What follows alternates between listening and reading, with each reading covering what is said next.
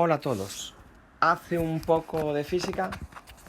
Vamos a terminar con la explicación del tema de campo magnético. Y lo hacemos hablando del movimiento de una carga en un campo magnético. Supongamos que la carga posee una velocidad paralela al campo magnético. Si es así, si la velocidad es paralela al campo magnético, entonces el ángulo entre los vectores velocidad y campo magnético es cero. Como la fuerza magnética es QV vectorial B, en forma módulo QV seno del ángulo formado entre V y B y ese ángulo es cero, entonces esa fuerza es cero. Es decir, la carga se moverá con movimiento rectilíneo uniforme.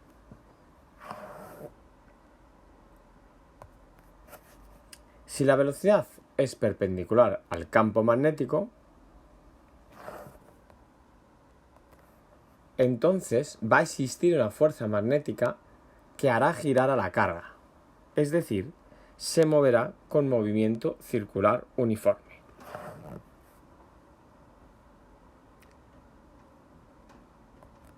Por lo tanto, esa fuerza magnética será igual a la fuerza centrípeta. Si sustituimos cada una de esas fuerzas por sus expresiones, QVB por seno del ángulo igual a mv cuadrado partido de r, donde el ángulo es 90 grados, ya que V y B hemos dicho que son perpendiculares, seno de 90 es 1, podemos simplificar velocidades y entonces podemos despejar el radio, que será el radio que describa la carga en ese movimiento circular. Como es un movimiento circular uniforme, la velocidad la podemos poner como 2πr partido el periodo. Sustituyendo esta velocidad en la fórmula que acabamos de ver del radio de giro de la carga, vamos a ser capaces de obtener una expresión para el periodo de esa carga en su movimiento circular debido a que la velocidad es perpendicular al campo magnético. Y el último caso que nos queda es que la velocidad forme un ángulo cualquiera con el campo magnético. Si es así, el vector velocidad lo vamos a poder descomponer en una componente paralela al campo magnético y en otra componente perpendicular a dicho campo magnético. Por lo tanto, por la componente paralela, la carga avanzará con movimiento rectilíneo uniforme. Y por la componente perpendicular, la carga avanzará con movimiento circular uniforme. Ambas situaciones se van a producir a la vez, es decir, la carga va a avanzar y a la vez va a girar, por lo que el movimiento final será un movimiento helicoidal.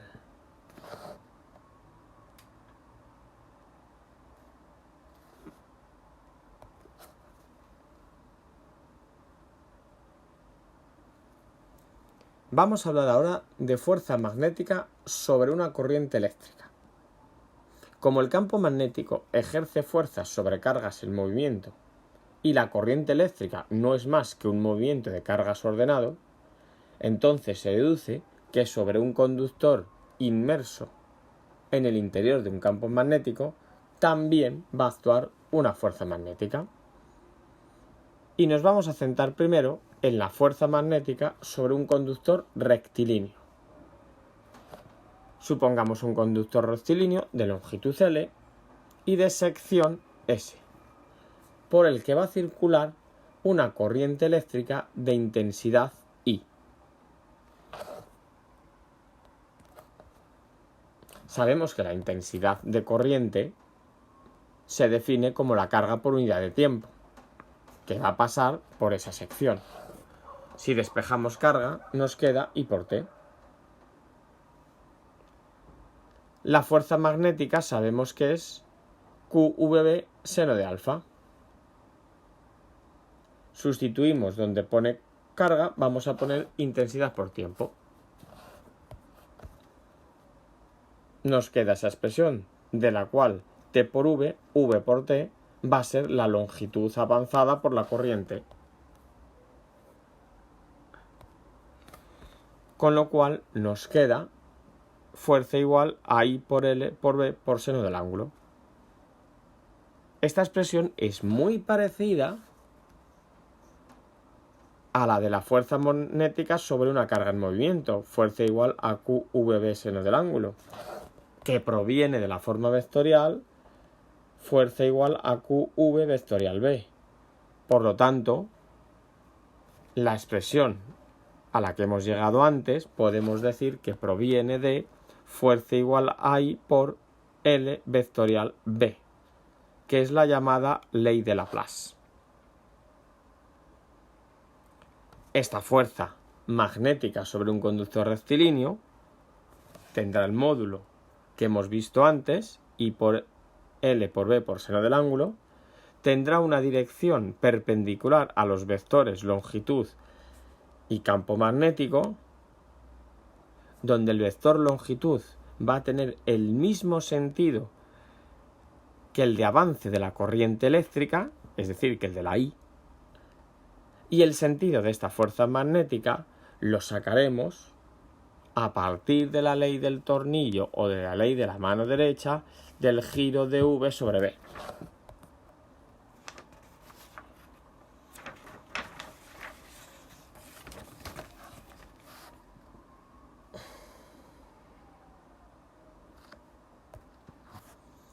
Hablemos ahora de la fuerza magnética entre dos corrientes paralelas.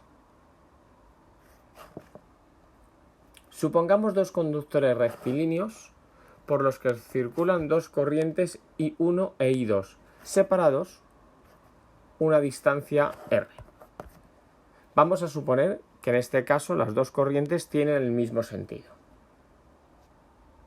Bueno, pues el primer conductor genera un campo magnético en un punto cualquiera del conductor 2. Y ese campo magnético generado por el conductor 1 sobre el conductor 2 tiene esa expresión, que es la ley de Biot-Savart. Este campo magnético 1 genera una fuerza magnética sobre el segundo conductor. Y esa fuerza la podemos calcular a partir de la ley de Laplace.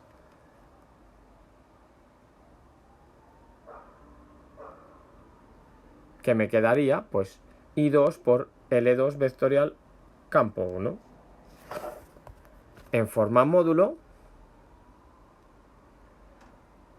el ángulo va a ser 90 grados, por lo tanto, me queda así. Si ahora donde pone B1 ponemos su expresión, me queda que la fuerza del conductor 1 sobre el 2 va a ser esta. Reordenando un poquito los términos, que va a ser una expresión igualita, que si calculáramos la fuerza del conductor 2 sobre el conductor 1. Normalmente la fuerza que se ejercen dos conductores, un conductor sobre el otro, se va a dar por unidad de longitud. Vamos a considerar que los conductores tienen una longitud indefinida. Entonces se va a expresar de la siguiente forma. La unidad realmente será newton partido de metro, aunque muchas veces se deja simplemente en newton. Si aplicamos la ley del tornillo o la ley de la mano derecha a la fórmula de Laplace, para este caso, veremos que la fuerza ejercida por el conductor 1 sobre el 2 es de atracción.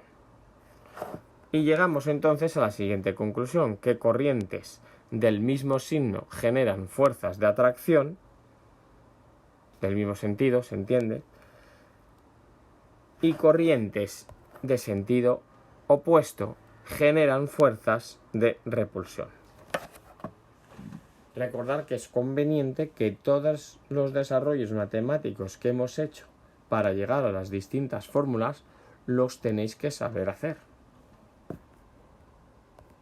Hasta luego.